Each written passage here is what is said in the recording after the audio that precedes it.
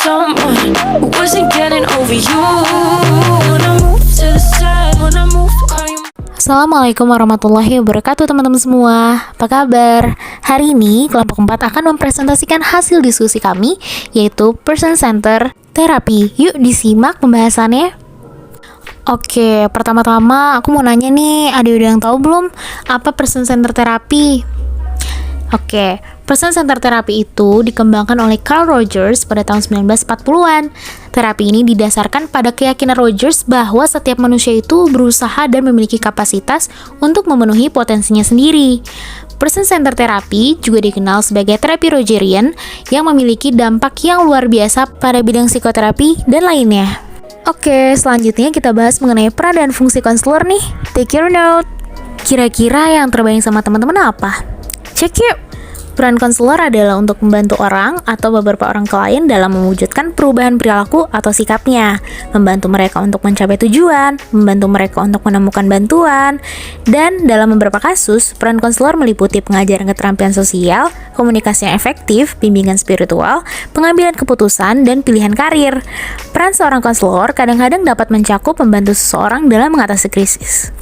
Nah teman-teman, dalam beberapa pengaturan, konseling mencakup konseling pranikah dan perkawinan, kesedihan dan kehilangan seperti perceraian, kematian atau amputasi, lalu kekerasan dalam rumah tangga, dan jenis pelecehan lainnya.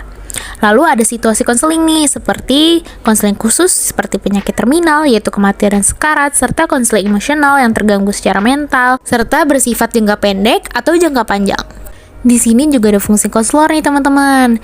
Yang pertama, membantu klien mengembangkan potensi secara maksimal. 2, membantu klien merencanakan untuk memanfaatkan potensinya secara maksimal. 3, membantu klien merencanakan masa depannya sesuai dengan kemampuan, minat, dan kebutuhannya. 4, berbagi dan menerapkan pengetahuan yang berkaitan dengan konseling seperti teori, alat, dan teknik konseling. Dan yang terakhir, menyelenggarakan berbagai layanan pembangunan manusia.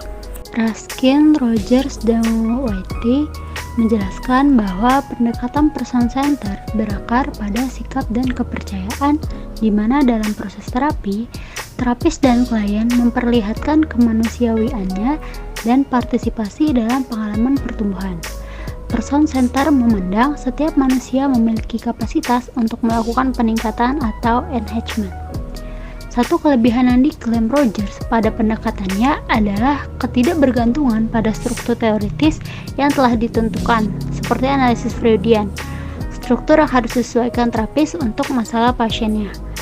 Nah, satu-satunya kepercayaan yang telah ditentukan adalah nilai dan kelayakan milik klien. Klien diterima apa adanya.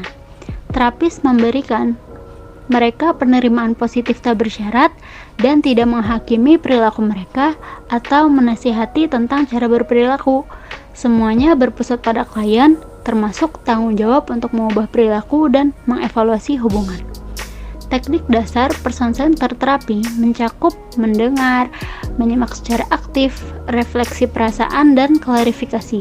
Menurut Rogers, konsep pokok yang mendasari teori person center terapi adalah menyangkut konsep-konsep mengenai diri atau self, dan konsep menjadi diri atau perwujudan diri, aktualisasi diri, teori kepribadian, dan hakikat kecemasan. Baik teman-teman, selanjutnya adalah prinsip person center terapi.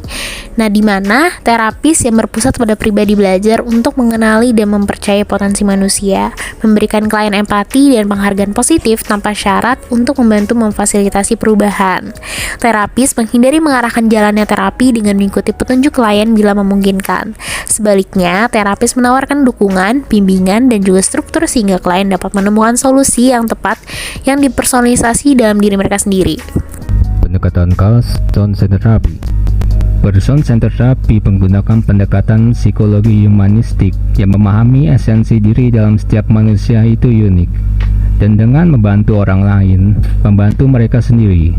Membantu diri memerlukan proses memahami dirinya dan memecahkan masalah tanpa konselor atau terapi memberikan intervensi langsung. To becoming the self that one truly is.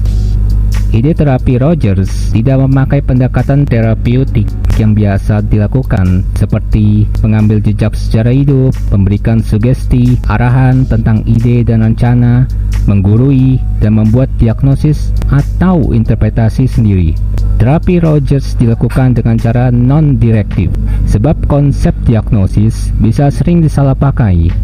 Hal itu ditunjukkan saat konseling, ketika konselor akan menghindari berbagai hal-hal besar pada dirinya untuk diceritakan, dan fokus mengutamakan refleksi diri dan klarifikasi secara verbal atau non-verbal dengan menolong klien untuk menjadi sadar dalam menemukan perasaan tanpa judgement dan solusi mereka. Dari memahami tingkah laku kliennya berdasarkan cara memandang melalui bingkai tentang referensi yang telah dipikirkan mereka dalam berjuang mencapai self-actualization, menjadikan itu dasar dorongan yang memotivasi dalam menuju perubahan. Pemahaman empatik tentang dunia klien dan kemampuan untuk mengkomunikasikan tanpa judgement menjadi dasar kesuksesan terapi ini.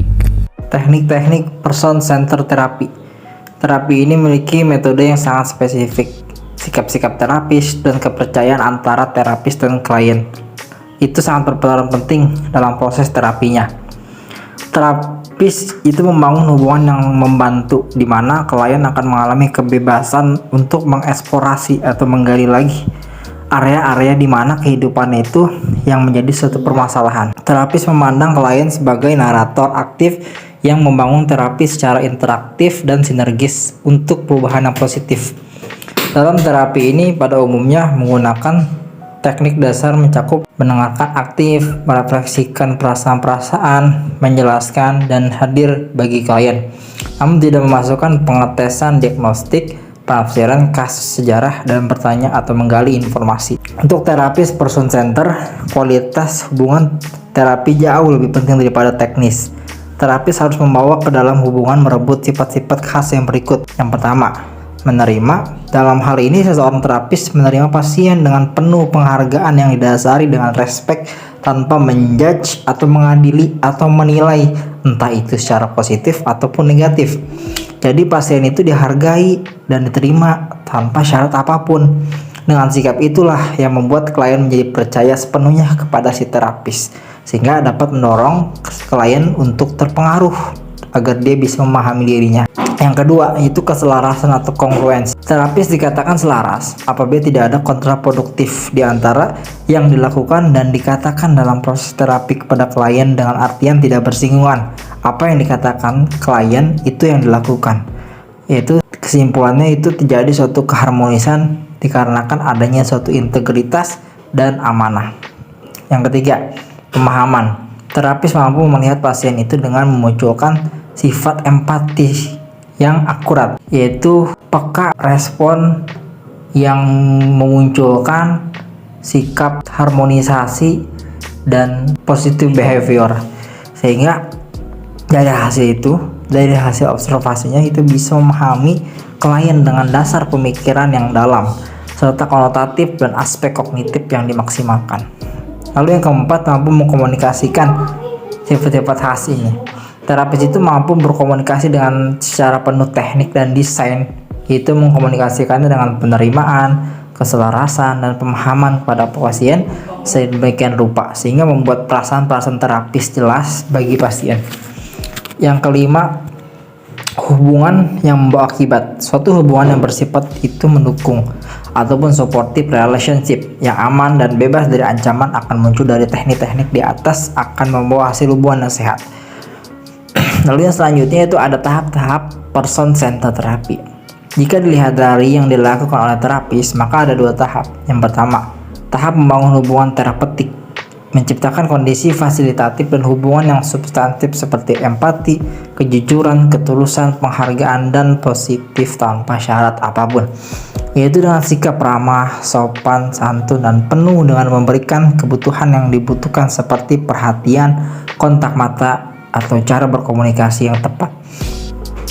Lalu tahap yang kedua adalah tahap kelanjutan yang disesuaikan dengan efektivitas hubungan konseling dan disesuaikan dengan kebutuhan klien. Klien datang ke terapis dalam kondisi tidak kongruensi, mengalami kecemasan atau kondisi penyesuaian diri yang tidak baik. Sedangkan jika dilihat dari segi pengalaman si klien dalam proses hubungan terapi, dapat dijabarkan bahwa proses terapi dibagi menjadi 4 tahap. Yang pertama itu klien datang ke terapis dalam kondisi tidak kongruensi, tidak selaras, tidak mengalami suatu perilaku ataupun pikiran yang tenang. Akan tetapi sebaliknya, itu mengalami kecemasan ataupun kondisi-kondisi kejiwaan, perilaku dan pikiran yang tidak bisa dibantu lagi dengan cara-cara yang dapat dilakukan oleh diri sendiri. Lalu yang kedua, saat klien menjumpai terapis dengan penuh harapan dapat memperoleh bantuan. Jadi kliennya pun memiliki harapan dan motivasi yang tinggi atas apa permasalahan yang ingin diutarakan, sehingga dia bisa dapat menemukan jalan atau solusi dari kesulitan-kesulitannya. Yang ketiga, pada awal terapi klien menunjukkan perilaku, sikap, dan perasaan yang kaku. Dia menyatakan permasalahan yang dialami kepada terapis secara permukaan dan belum menyatakan pribadi yang dalam. Jadi masih tahap awalan, tahap dasar, tidak langsung ke dalam topik inti permasalahan, tetapi dia masih menyatakan simptom ataupun permasalahan yang dia ceritakan dari awal secara kronologis.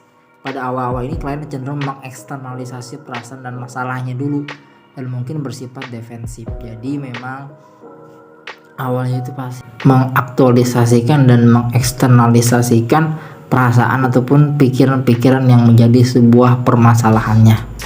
Lalu yang keempat itu klien mulai menghilangkan sikap dan perilaku. Jadi dia membuka dirinya terhadap pengalamannya, belajar lagi untuk bersikap lebih matang dan lebih teraktualisasi dengan jalan menghilangkan pengalaman yang didistorsinya. Jadi lebih mulai open minded, lebih mulai menguatkan resiliensi dirinya ataupun ketahanan mental untuk dapat memperbaiki dirinya dari permasalahan-permasalahan yang sudah dilakukan itu. Selanjutnya mengenai teknik terapi dan konseling secara Islami, mengenai humanistik atau pendekatan humanistik pada person centered terapi yang memiliki penekanan yang sama dengan Islam, yaitu berorientasi pada perubahan diri dan potensi manusia. Namun, keduanya ini memiliki pandangan yang berbeda nih mengenai konsep aktualisasi diri. Dalam penerapan secara Islam, perlu memperhatikan beberapa kondisi inti, yaitu bekerja dengan sempurna, kepercayaan, penerimaan, pemahaman, ada keaslian, rasa hormat, kerendahan hati, dan kebiasaan yang baik. Nah, pada teknik humanistik, person centered terapi ini diterapkan jika secara Islami perlu mempertimbangkan atau memodifikasi beberapa hal. Seperti yang pertama ini, menekankan pada solusi spiritual berdasarkan cinta dan takut kepada Allah Subhanahu wa taala serta kewajiban sebagai seorang hamba Allah di muka bumi ini. Kemudian yang kedua, menggunakan pendekatan direktif dan non-direktif. Kemudian yang ketiga, konselor mendorong klien untuk mengikuti ajaran agama Islam mengenai kita memberikan pengetahuan mengenai agama Islam. Dan yang keempat, konselor mendorong klien untuk bekerja dari dalam dan membentuk hubungan yang sehat dengan dirinya sendiri. Sekian dari kelompok kami, semoga menjadi manfaat untuk kita semua.